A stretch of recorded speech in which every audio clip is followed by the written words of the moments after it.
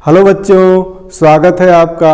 आज मैं आपके लिए रसायन विज्ञान की एक ऐसी टॉपिक लेके आया हूँ जिसकी ज़रूरत रसायन विज्ञान के सभी चैप्टर्स में पड़ती है। पूरे रसायन विज्ञान में कहीं भी आप स्टडी करें, इनकी ज़रूरत हर जगह पड़ती है। तो आज की टॉपिक बहुत ही इम्पॉर्टेंट है। टॉपिक देखो आप, तत्वों के गुणधर्मों में आवर्तिता, periodicity in properties of elements.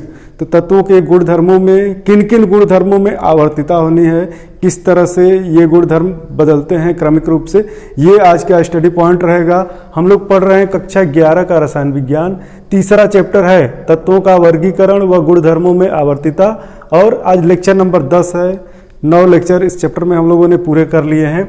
देखो, तत्वों के गुणधर्मों में आवर्तिता के अंतर्गत बहुत सारी छोटी छोटी टॉपिक्स हैं। परमाणु त्रिज्या, आयनन एंथैल्पी, इलेक्ट्रॉन लब्धि एंथैल्पी, विद्युत ऋणात्मकता, संयोजकता में आवर्तिता, ये सारे टॉपिक्स पढ़े जाएंगे, लेकिन अलग अलग पार्ट्स में पढ़े जाएंगे। आज हम लोग पढ़ेंगे परमाणु त्रिज्या के बारे में। परमाणु त्रिज्या क्या है और परमाणु त्रिज्या का मापन कैसे किया जाता है, किस तरह से अनुमान लगाया जाता है कि कोई परमाणु कितना बड़ा है, कोई परमाणु कितना छोटा है। तो ये हमारी आज की टॉपिक है।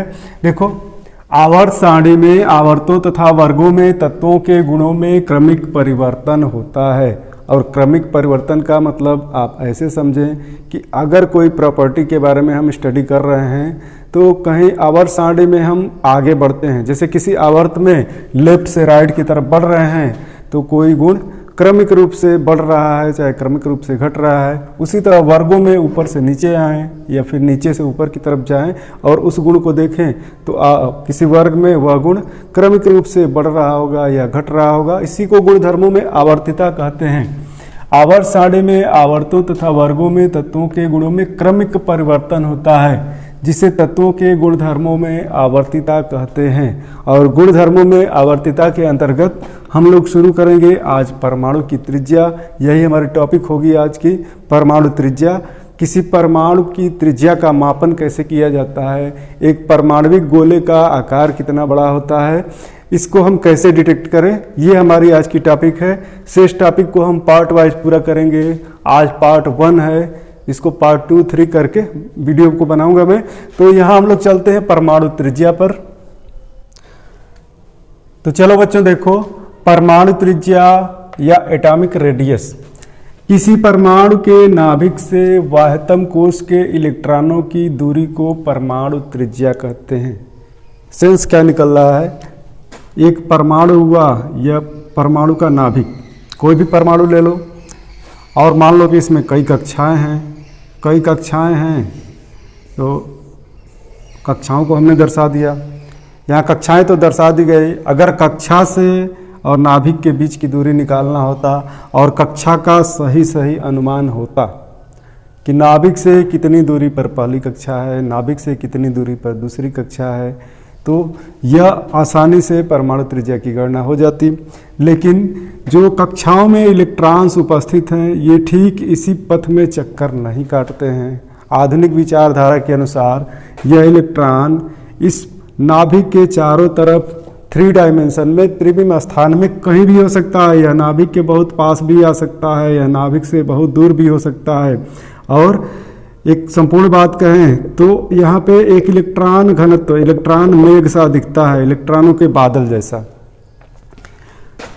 यह घनत्व जहाँ जिस पथ पे सबसे अधिक होता है उस पथ को ही हम इस इलेक्ट्रॉन का पथ या फिर इस परमाणु की त्रिज्या कहते हैं।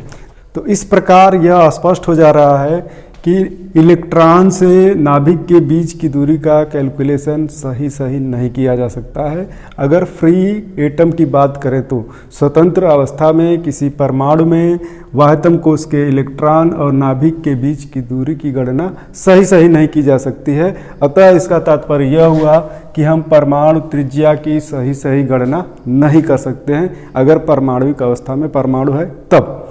लेकिन अगर परमाणु अणु बना लेता है, किसी अन्य तत्व के साथ जुड़ जाता है, तब हम उसके त्रिज्या की गणना कर सकते हैं एक्सरे डिफ्रैक्शन मेथड द्वारा।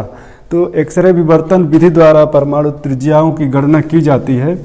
और किस तरह से की जाती है कुछ इसके लिए बंध वाले टर्म्स हैं, देखो जैसे सहसंयोजक त्रिज्या, सहसंयोजक त्रिज्या।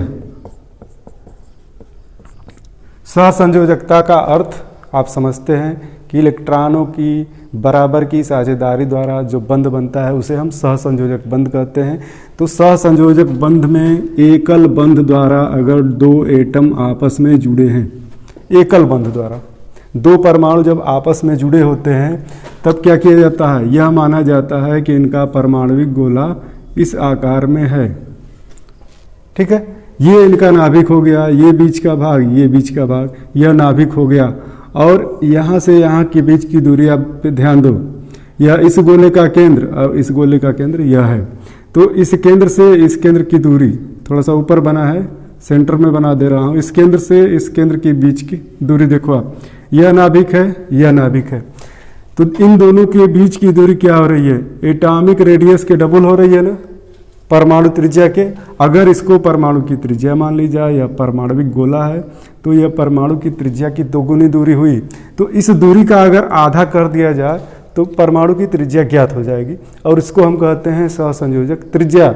और सहसंयोजक त्रिज्या को ही अब परमाणु त्रिज्या कहा जाता है। कुछ और संदर्भों में परमाणु की त्रिज्या लेते हैं, जैसे जो तत्व सहसंयोजक बंध बनाते ही नहीं हैं उनकी त्रिज्या कैसे निकालें, तो उसके लिए या तो वे आयन बनाते होंगे तो उनकी आयनिक त्रिज्या की गणना की जाती है, या फिर वान डर वाल बलों द्वारा जो अणु जुड़े होते हैं उनमें वान डर वाल त्रिज्या की बात की जाती है।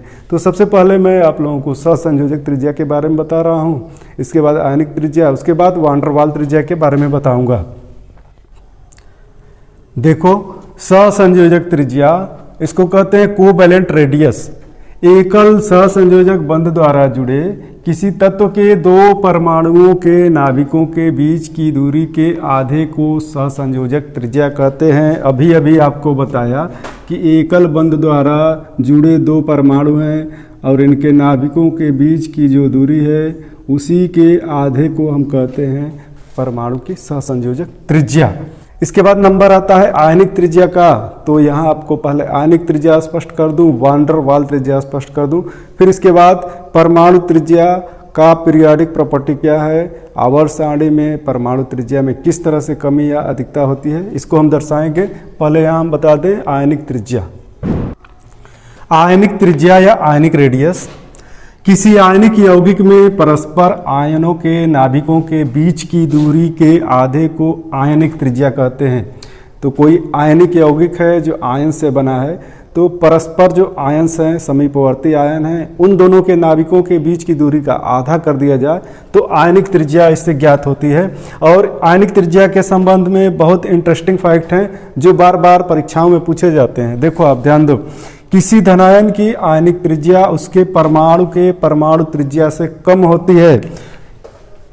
यहाँ पे मैं स्टार लगा देता हूँ, बहुत इंपॉर्टेंट पॉइंट्स हैं। आप देखो, किसी धनायन की आयनिक त्रिज्या उसके परमाणु के परमाणु त्रिज्या से कम होती है और किसी ऋणायन की आयनिक त्रिज्या उसके परमाणु के परमाणु त्रिज्या से अधिक होती है। बहुत इंपॉर्टेंट पॉइंट है। देखो यहाँ हम एक धनायन बना दे रहे हैं, ये सोडियम प्लस, सोडियम एक इलेक्ट्रॉन लूज करता है, सोडियम प्लस अवस्था में आता है और यह इसका परमाणु हो गया, सोडियम का परमाणु। तो इसकी आयनिक त्रिज्या, सोडियम प्लस आयन की जो त्रिज्या होगी वह सोडियम की त्रिज्या से हमेशा छोटी होगी, क्योंकि यहाँ एक इलेक्ट्रॉन लूज किया।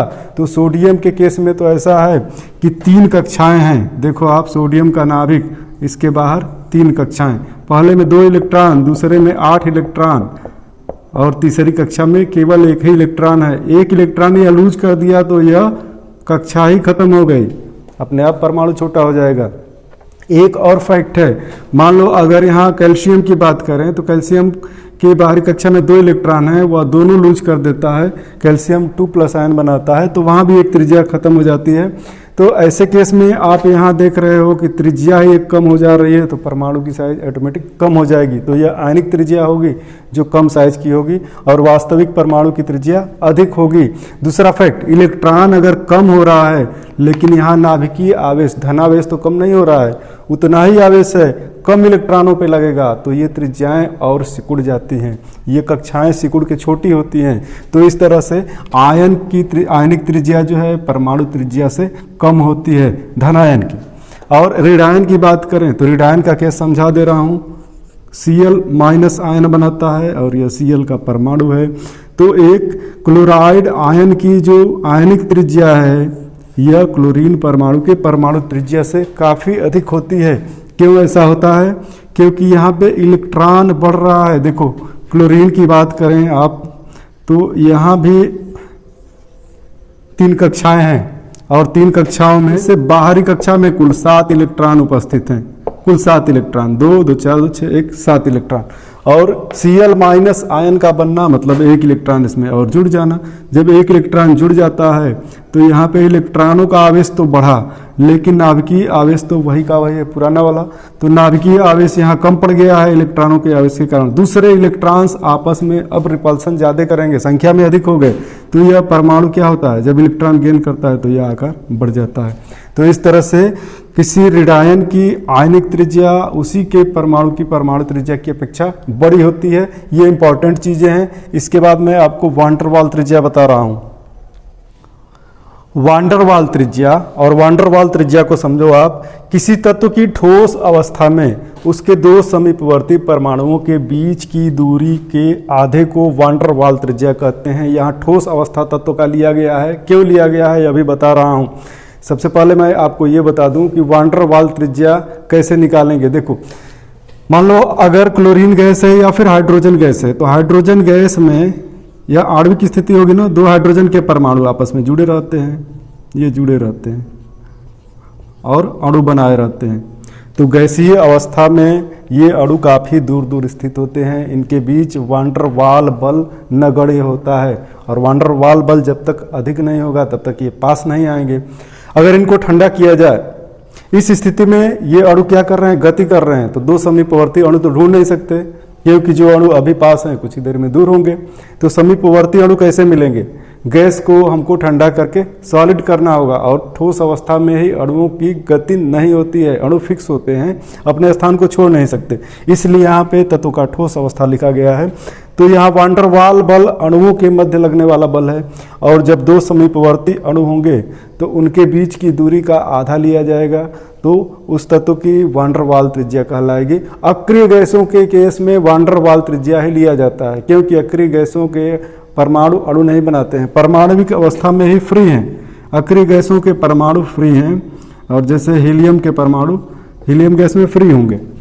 तो अगर उनको ठंडा करके सॉलिड स्टेट पर ले जाया जाए तो यहाँ पे हीलियम के परमाणु आपस में वान डर वाल बलों से जुड़ के नज़दीक आ जाएंगे, और तब 2 निकटवर्ती परमाणुओं के बीच की दूरी का आधा कर दो तो वान डर वाल त्रिज्या ज्ञात हो जाएगी।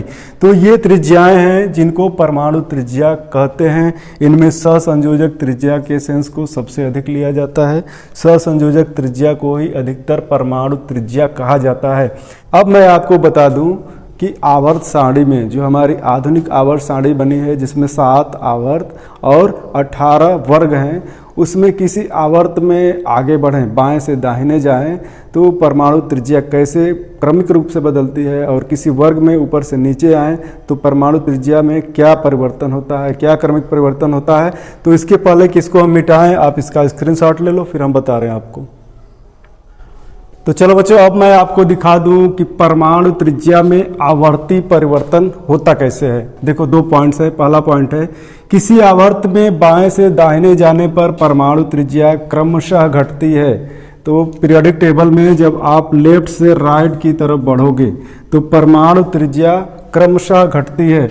ऐसा क्यों होता है? देखो बाएं से दाहिने जाने पे परमाणु त्रिज्या क्रमशः छोटी होती जाती है। ऐसा क्यों होता है?